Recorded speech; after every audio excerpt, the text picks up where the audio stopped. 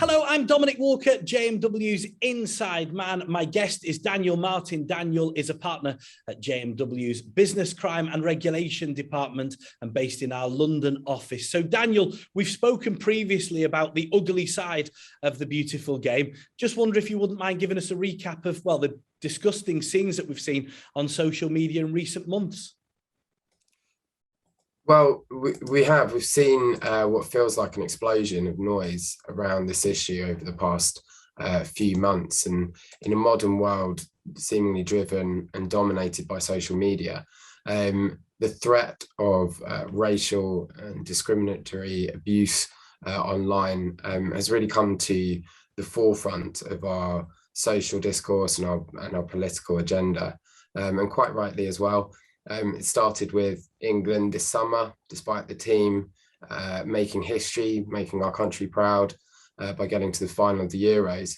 The young Lions, Rashford, Sancho and Saka received a wave of racist and hateful comments online following their missed penalties against Italy. The reaction to that, however, was huge. According to the UK Football Policing Unit, which is a new unit that's been set up specifically to deal with this type of incident, 600 reports were received. Of those, 207 were found to be criminal, 123 posted from abroad, 34 from within the British Isles, and that led to 11 arrests across the country. So easily the biggest operation that we've seen in this area to date. And is it continuing, this behaviour online?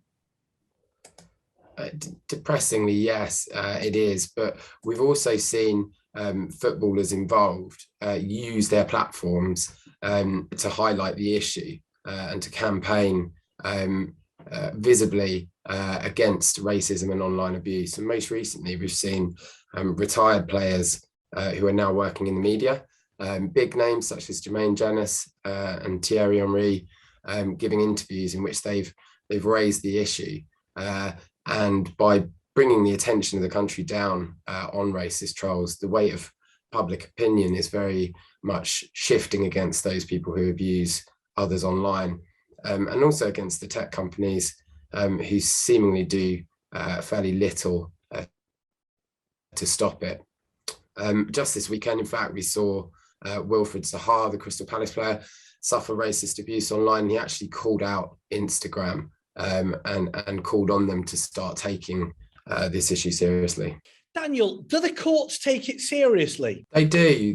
When these cases actually make it to court, which is unfortunately in the minority of cases, but when they do, the courts take it very seriously indeed. Earlier in the week, we saw a man jailed for 8 weeks for racially abusing Romain Sawyers from the West Brom player.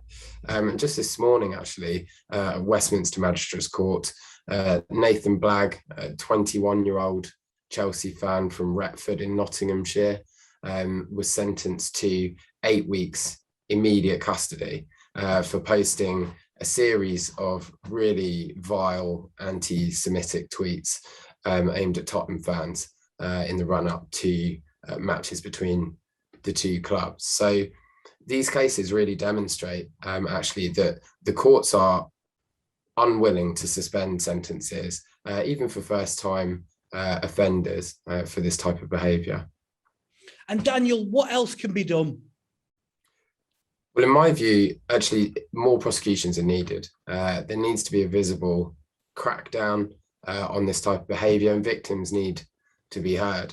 And at JMW, we can actually privately prosecute any individual who posts racially offensive or malicious material to someone online.